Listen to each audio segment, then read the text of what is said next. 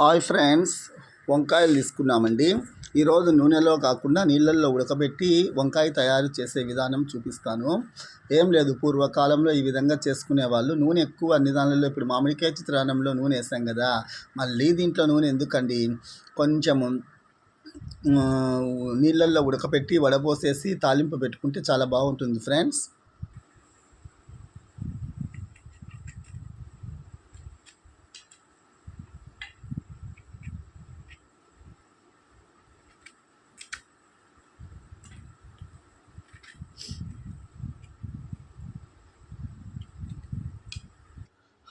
చూడండి ఫ్రెండ్స్, వంకాయలు ఉడకబెట్టుకోవడానికి నీళ్లు పెట్టినా.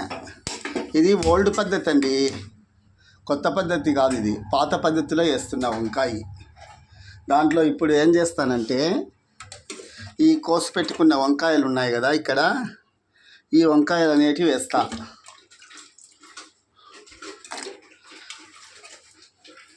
ఉప్పు వేసి ఉడకబెట్టేస్తా ఒకటేసారి.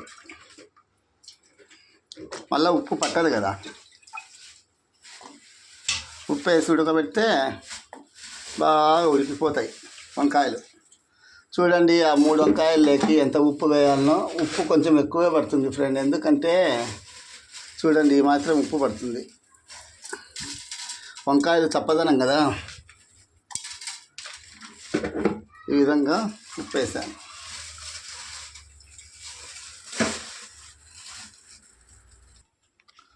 చూడండి ఫ్రెండ్స్, ఉడికిపోయింది, ఆల్రెడీ ఉడికిపోయింది. వంకాయ ముక్కలన్నీ ఉడికిపోయినాయి. నేను చూపిస్తా చూడండి, ఉడికింది లేనిది అనేది మీకు టెస్ట్. మీరు నన్ను అడగచ్చు ఏమి ఉడికిందా లేదా అని. చూడండి, ఇదో ఉడికిపోయింది.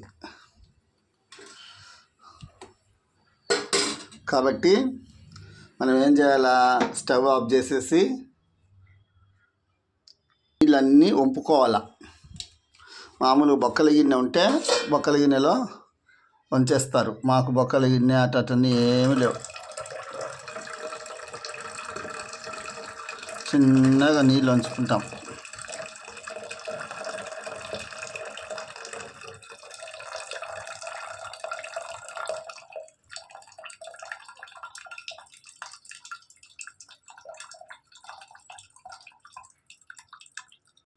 చూడండి ఫ్రెండ్స్, ఇలా బాండ్లు పెట్టేసుకున్నా. బాండ్లు పెట్టి మళ్ళీ స్టవ్ వెలిగించా. అదంతా వాటర్ అంతా ఎవాపరేట్ కావాలా. అంటే ఏమి ఎవాపరేట్ అంటే, మొత్తం ఆ తడి అనేటువంటిదంతా పీల్చేయాలా. మళ్ళా కొంచెం ఆయిల్ వేసుకోవాలా. ఎక్కువ ఆయిల్ వేసుకోవాల్సిన అవసరం లేదు దీనికి, ఎందుకంటే నీళ్ళల్లోనే ఉడకబెట్టినాం, ఆల్రెడీ ఉడికింది.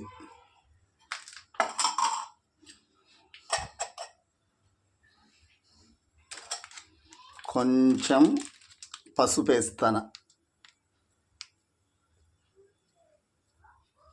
పసుపు లేకుండా వంటలు తినకూడదు అసలు మగవాళ్ళు. పసుపు లైట్గా వేయాల. తర్వాత చూడండి, తిరవాత గింజలు ఉన్నాయి. చూడండి ఇక్కడ ఏమేమి ఉన్నాయి: వెల్లుల్లి, ఆవాలు, జీలకర్ర, శనగపప్పు, ఉద్దిపప్పు, కరివేపాకు, ఒట్టిమిరపకాయలు అన్నీ ఒకటే తూరేస్తున్నా ఫ్రెండ్స్ నేను. చూడండి,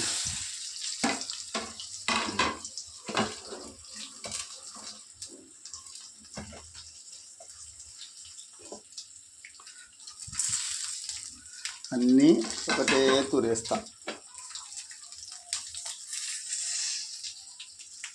వేసేసి ఇప్పుడు ఇలా వేయించుకోవాలా.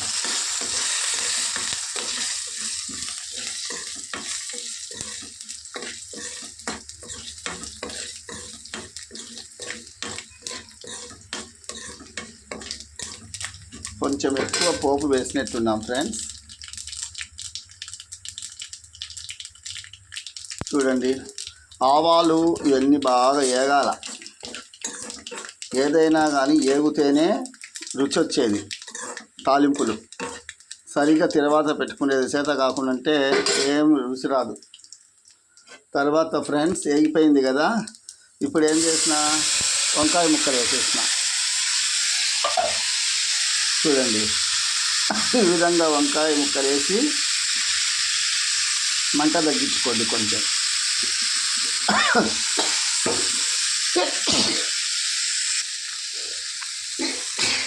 చూడండి ఫ్రెండ్స్, ఈ విధంగా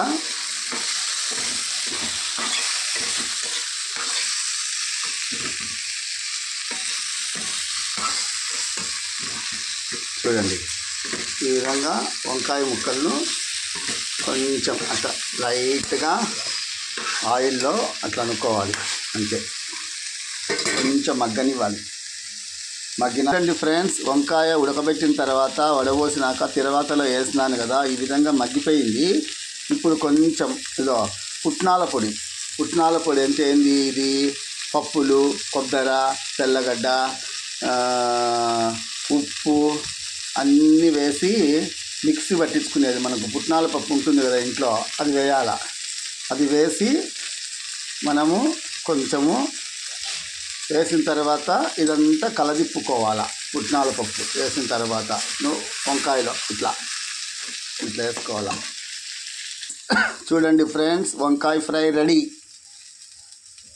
ఈరోజు మా ఇంట్లో చేసినటువంటి పదార్థము ఏమేమి చెప్పాను, అదో ఈ రైస్, మామిడికాయ పులిహోర అండ్ వంకాయ ఫ్రై.